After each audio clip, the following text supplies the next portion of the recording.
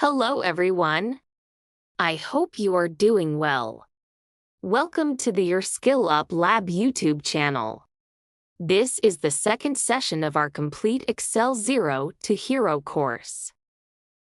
In the previous session, we covered the basics and got familiar with the overall environment. Today, I'll show you how to enter data into cells and how to edit them properly. When you click once on any cell, you can start typing. For example, in cell A1, I will type product name.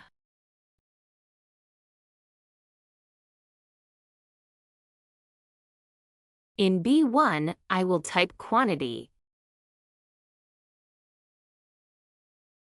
And in C1, price. If you want to edit data that you have already entered, just double-click that cell. This allows you to modify the text inside. To make sure the cell size fits the text perfectly, I'll adjust them like this. Now, if I click a cell, go to the Home tab, and under the Alignment section, click Center, the text will move to the middle. I will explain more about this later. Under product name, I'll type product 1.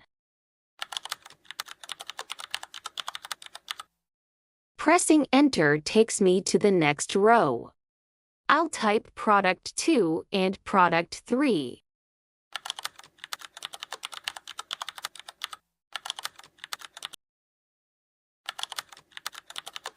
For the quantity column, let's say we have 5 for product 1, 7 for product 2, and 2 for product 3.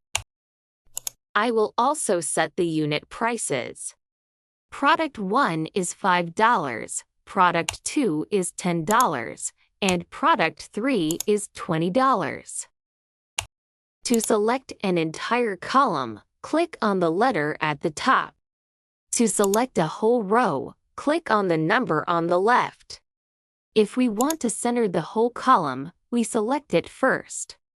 As you can see, the center option is already active because of our title.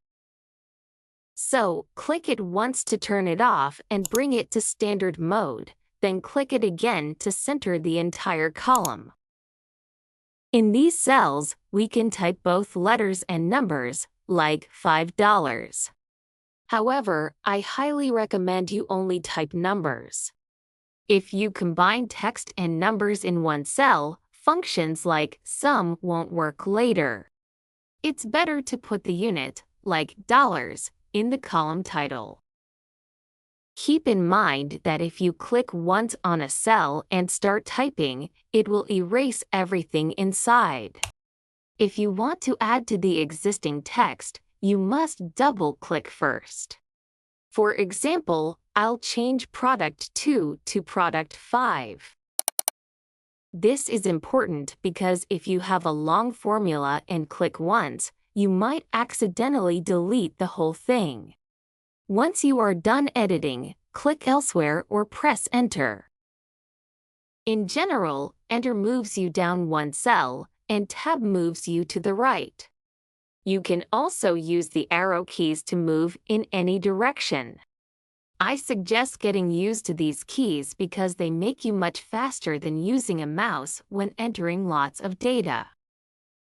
If you are editing a cell and change your mind, press the Escape key before hitting Enter.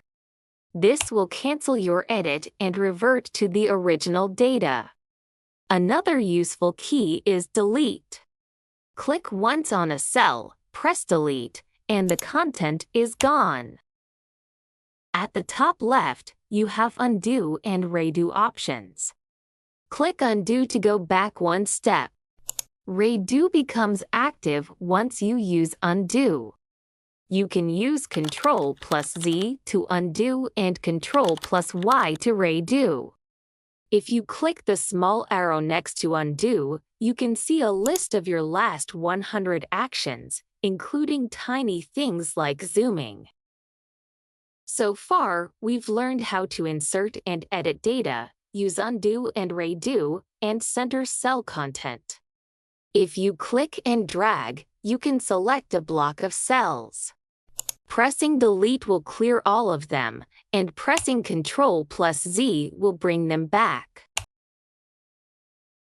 In the next videos, we will learn even more tips. Thank you for watching. Please don't forget to like this video, and if you haven't subscribed to your Skill Up Lab yet, make sure to do so. I'll see you in the next session. Good luck, everyone!